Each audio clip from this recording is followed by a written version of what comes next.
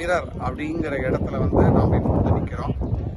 இது வந்து கோலாலம்பூர்லேருந்து ஒரு 40 கிலோமீட்டர் இருக்கிற இடத்துல இருக்கக்கூடிய ஒரு இடம் இந்த இடம்.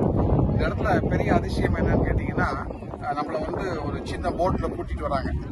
நடு கடலில் நம்மளை இறக்கி விட்டுறாங்க. இப்போ நான் நிற்கிற இடம் வந்து ஒரு நடு கடல்.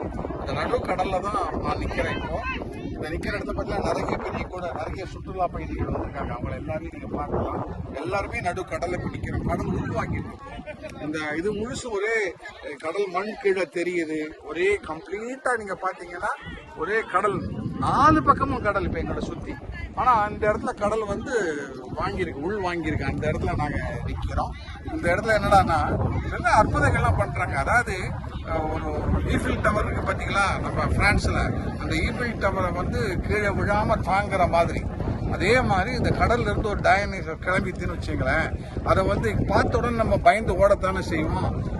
இந்த இடத்துல ஒரு தேவதை கிளம்பி வருதுன்னு வச்சுங்க, நம்ம என்ன பண்ணுவோம், நம்மளை காப்பாற்றுறதுக்கு கும்பிடுவோம்.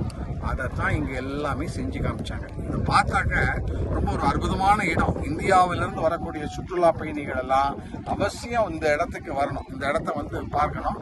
இந்த இடத்துக்கு என்னோட சுவாமி மகேந்திரா அவர்கள், அதுக்கப்புறம் வந்து நம்முடைய கலைமகள் பிடிடி ராஜன் அவர்கள் இவரெல்லாம் வந்தாங்க. இதை வந்து ஒளிப்பதிவு 2 செஞ்சது வந்து நம்முடைய நண்பர் வேலன் அவர்கள் தான் இதெல்லாம் ஒளிப்பதிவு எல்லாம் செஞ்சார் இது.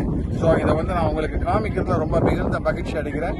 இதை வந்து கலைமகள் நம்ம யூடியூப்ல போடுறோம். இந்த கலைமகள் யூடியூபுக்கு நீங்கள் எல்லாரும் சப்ஸ்கிரைப் பண்ணணும். ஓகேயா? நன்றி, வணக்கம்.